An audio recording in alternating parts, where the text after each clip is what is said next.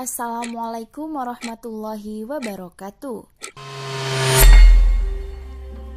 Kisah turunnya wahyu kepada Rasulullah Shallallahu Alaihi Wasallam agar beliau menceraikan istri-istrinya. Apakah yang menyebabkan wahyu itu turun? Dan apakah kesalahan istri-istrinya? Kehidupan Nabi Shallallahu Alaihi Wasallam berkaitan dengan ibadah dan penyampaian risalah Allah. Dunia ataupun segala macam harta benda bukan menjadi perhatian Rasulullah Shallallahu Alaihi Wasallam, sehingga para ummahatul mukminin, istri-istri beliau, harus menanggung beratnya hidup. Mereka akhirnya sepakat meminta Rasulullah Shallallahu Alaihi Wasallam agar memberikan kelapangan nafkah. Beliau marah kepada mereka hingga meninggalkan mereka di sebuah kamar kecil milik beliau. Setelah itu, Allah Subhanahu wa Ta'ala memerintahkan beliau agar memberikan mereka pilihan antara bercerai, lalu mereka menikah dengan laki-laki lain yang bisa memberi mereka kehidupan dunia dengan segala perhiasannya, atau tetap bersama menghadapi situasi sulit bersama beliau. Dan sebagai balasannya, mereka mendapatkan pahala besar di sisi Allah. Mereka akhirnya memilih Allah, Rasulnya, dan negeri akhirat.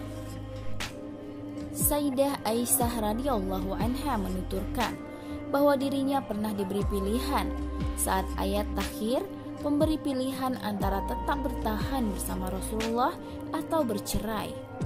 Beliau berkata kepada Aisyah, "Wahai Aisyah, aku akan menawarkan sesuatu kepadamu. Aku minta kamu jangan terburu-buru sebelum meminta izin kepada kedua orang tuamu." Aisyah berkata, "Beliau tahu bahwa kedua orang tuaku tidak mungkin menyuruhku untuk bercerai dengan beliau."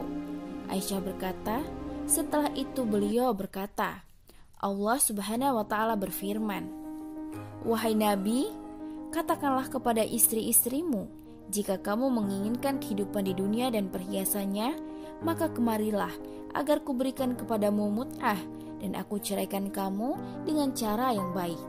Dan jika kamu menginginkan Allah dan Rasulnya dan negeri akhirat, maka sesungguhnya Allah menyediakan pahala yang besar bagi siapa yang berbuat baik di antara kamu."